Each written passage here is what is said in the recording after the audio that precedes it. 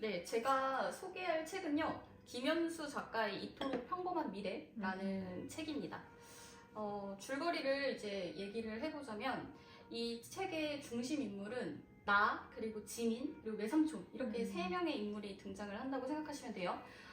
책의 시작은 내가 이제 평소에 짝사랑하던 지민한테 이제 고백을 하는데, 그 고백에 대한 답 대신 지민이 이제 엉뚱한 소리를 늘어나요. 근데 소설 속에서는 처음에 그 엉뚱한 소리가 뭔지 나오지 않고 어떤 내용이 나오냐면은 지민이 이제 평소에 찾고 있지만 판매가 중지된 소설에 대해서 나에게 이제 이야기를 합니다. 그래서 나는 지민이를 좋아하니까 잘 보이고 싶잖아요. 그래서 어떻게든 그걸 찾아주고 싶어서 그 외삼촌의 직업이 교열자예요. 그래서 그 책의 오탈자 이런 거를 잡아주는 그런 직업이거든요. 그래서 이제 그 외삼촌이 평상시에 책을 많이 읽으시니까 그 책도 알고 있을 것 같다. 우리 외삼촌한테 가보자 해가지고 이제 외삼촌한테 가는 그런 내용입니다. 그 지민을 만나기로 한 날에 나는 이제 지민을 기다리면서 교보문고 다들 아시죠? 네, 서점에 들어가서 이제 책을 이렇게 보다가 어떤 책을 딱 집었는데 쪽지가 하나 툭 떨어져요. 그래서 그걸 이렇게 펴서 읽어보니까 뭐 웰컴 더 모먼트 인 서울 센터 신과 채널링하는 줄리아가 뭐 7월 서울에 왔습니다. 뭐 신과 대화를 할 수 있다라는 거죠. 그래서 궁금한 사람은 아래로 전화를 주세요 라는 이런 광고 같은 메시지였는데 그거를 그냥 무심코 주머니에 찔러 넣고 이제 지민을 이제 만나게 됩니다. 그래서 이제 외삼촌한테 가는데 이제 지민이 이제 물어봐요. 외삼촌한테 1970년대에 출판된 재와 먼지라는 책을 아느냐고 이제 묻는데 외삼촌이 이렇게 생각을 하시다가 그 책을 이제 알고 있다. 그게 공모전에 당선돼서 하룻밤에 이제 스타 작가가 된 사람의 소설이라고 이야기를 해요. 그러니까 나가 이제 그거 지민의 어머니가 쓴 소설이다. 이렇게 이제 이야기를 합니다. 근데 이제 지민은 자기가 그 소설을 이제 구할 수가 없어서 소설의 내용을 모른다 이렇게 얘기를 하자 이제 그럴만하다라고 하면서 이제 외삼촌이 얘기를 해요. 왜냐면은 그 책이 당시 그 공모전에 당선이 되고 이제 책으로 출간이 됐는데 바로 이제 판매 금지를 당해서 그게 이제 아예 없어진 거예요. 그 이유가 이제 소설의 첫 문장 때문이었는데 그 문장이 1972년 10월을 우리는 시간의 끝이라고 불렀다. 이런 문장, 이 화나 때문이었다고 해요. 그 혹시 여러분들 1970년이 대통령이 누군지 아시나요? 박정희? 그러니까 박정희죠. 그 박정희 대통령 때 그 1972년에 이거 좀 배경 지식이 필요한데 무슨 일이 있었냐면은 그 박정희 대통령이 자신의 어떤 그런 독재를 이어가기 위해서 이제 10월 유신헌법이라고 그 헌법을 수정을 하게 돼요. 근데 그게 이제 어쨌든 불법이죠. 이렇게 불법으로 자기를 위한 이제 헌법을 개정하게 되는데 그거를 우리가 10월에 유신헌법이라고 얘기를 해요. 그리고 그때 당시가 독재 정권이었기 때문에 법률도 굉장히 심했고 이런 그 재와 먼지와 같이 그 지인의 어머니가 쓴 책처럼 이렇게 이유 없이 이렇게 판매가 금지되는 그런 책들이 되게 많았다고 해요. 근데 이제 외삼촌은 그걸 되게 어렵게 그때 당시에 어렵게 구해서 그 책을 읽어보게 되는데 그 내용을 보고 되게 놀랐다고 이야기를 해요. 왜냐면은 전혀 유신 뭐 이런 당시 현실과 전혀 관련 없는 내용이었기 때문이에요. 그 소설 속 내용의 어떤 장르는 약간 SF, 판타지, 로맨스에 오히려 가까운 소설이었고 그 줄거리가 이제 다음과 같습니다.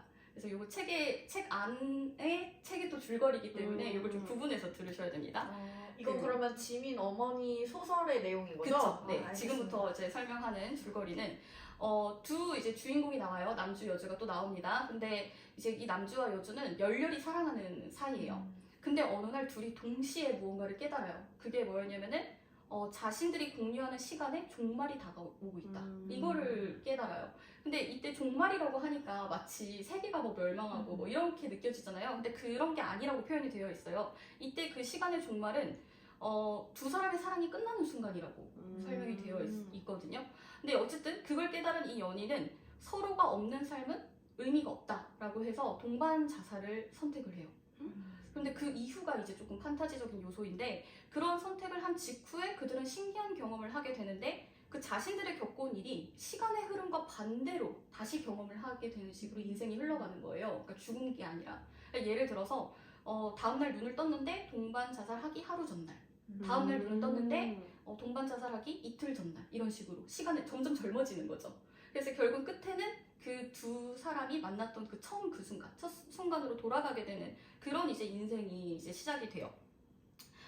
그런데 그들은 그 두 번째 삶에서는 조금 다른 거를 느껴요. 왜냐면은 자신들이 그 처음 만났던 정말 그 행복하고 뭐 놀랍고 설레고 그때 그랬던 기억을 향해서 그 달려가는 그 인생은 뭔가 느낌이 다른 거예요.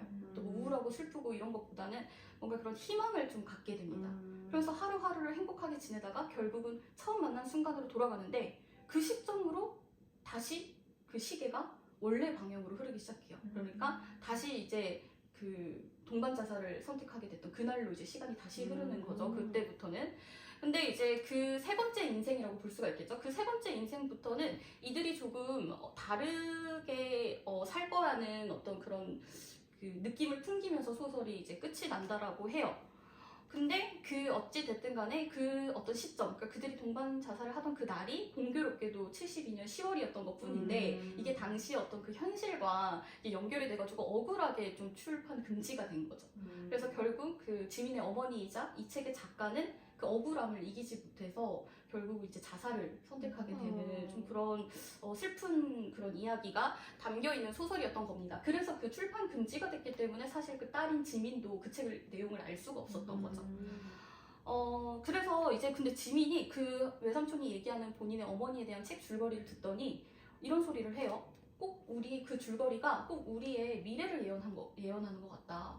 사실 우리도 여름방학 때 자살을 계획하고 있다. 이렇게 이야기를 합니다. 그러니까 알고 보니까 그 나가 처음에 왜 지민이한테 고백을 하는데 엉뚱한 소리를 했다고 하잖아요. 근데 그 엉뚱한 소리가 뭐였냐면은 나는 곧 죽을 사람이다. 그러니까 자살을 할 거다. 너가 만약에 나랑 같이 죽을 게 아니라면은 나한테 다가오지 말라라고 얘기를 했던 거예요. 알고 보니까 그 엉뚱한 소리가.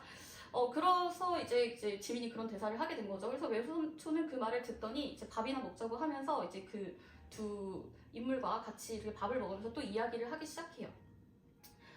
그러면서 이제 그런 어떤 얘기를 하냐면은 지민의 어머니의 소설이 말하고자 하는 바가 뭐였을까?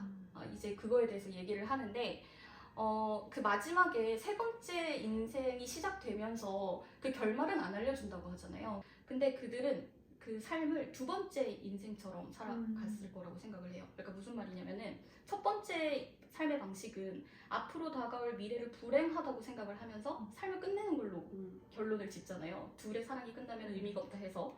근데 두 번째 삶의 방식은 가장 행복한 순간을 위해서 내가 달려간다고 생각하면서 현재를 자꾸 바꿔나가는 방식으로 삶을 살잖아요. 근데 아마 세 번째 삶에서도 이제 그 두 번째 삶의 방식을 선택했을 것이라고 이렇게 이제 얘기를 해요.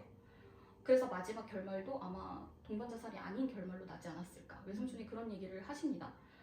그러면서 그 말을 좀 지민과 내가 잘 이해를 하지 못하자 예시를 듣는데 뭐라고 예시를 드냐면은 그 지민이랑 그 자기의 조카인 그 나의 이름이 준이더라고요. 근데 그 준이가 만약에 앞으로 결혼을 한다고 칩시다 라고 가정을 해요. 그날의 원인으로 그 결혼을 원인으로 두 사람이 지금 내 앞에 있다고 생각하면 어떨 것 같냐 라고 물어요. 그러니까 그거는 우리는 그런 사이가 아니에요. 이렇게 지민이 이제 대답을 해요. 그러자 외삼촌이 다시 되물어요. 그럼 만약에 엄마의 자살이라는 불행한 과거의 일로 두 사람이 이 자리에 있다고 칩시다. 이거 두 개는 뭐 생각의 차이라고만 생각할 수 있겠지만 차이가 분명하다는 거예요, 사실은. 그러면서 하는 말이 첫 번째 같은 생각에는 웬 싱거운 이야기야 라고 하면서 웃어 넘길 수 있는데 두 번째라고 생각을 할 때는 그 둘이 정말로 그 일이 원인이 돼서 정말 여름방학 때 둘이 동반 자살을 할 수도 있다는 거죠. 그런 결말로 날 수 있다는 거죠. 근데 과연 그게 싱겁다고 하면서 웃으면서 넘길 일이냐. 이렇게 외삼촌이 이야기를 해요. 그러면서 지민 씨 어머니도 그 소설을 쓰고 이제 자살을 했는데 만약 그 가장 괴로웠던 순간에 지금의 지민 씨, 그러니까 대학생이 된 딸의 어떤 이 평범한 오늘의 일상을 만약에 떠올렸다면 어머니의 선택은 달라져 있지 않을까요?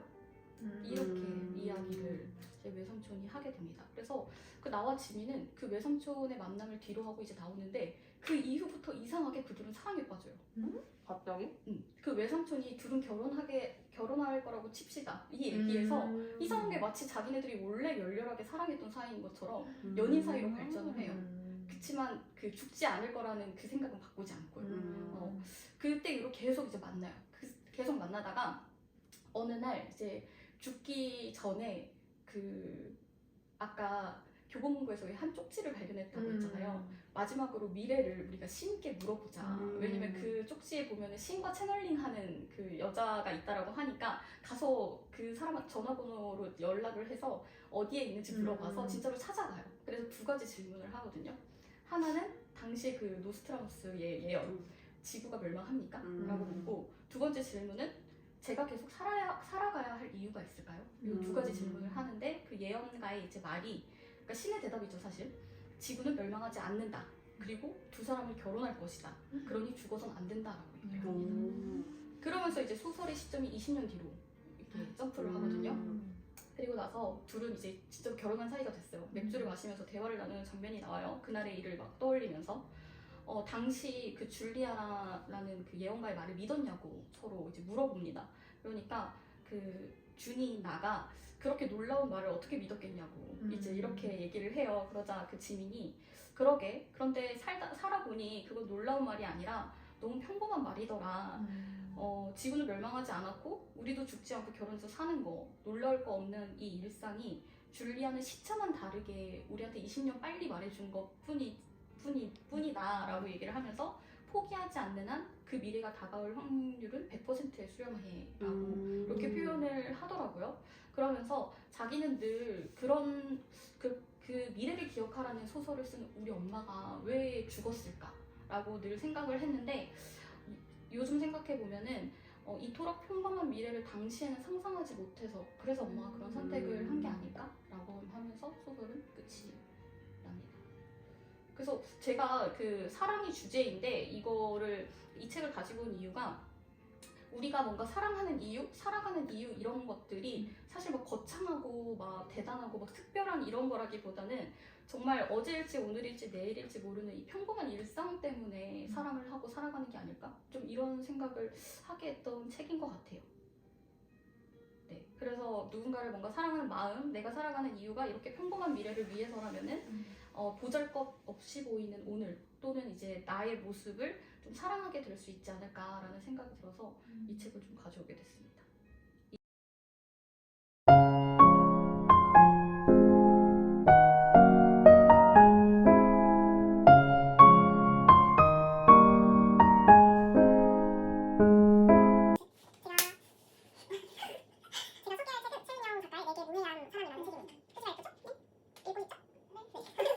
근데 여기 육체적인 막 그게 왜 유해한 거? 서로의 육체를 탐하고 관계 없거든?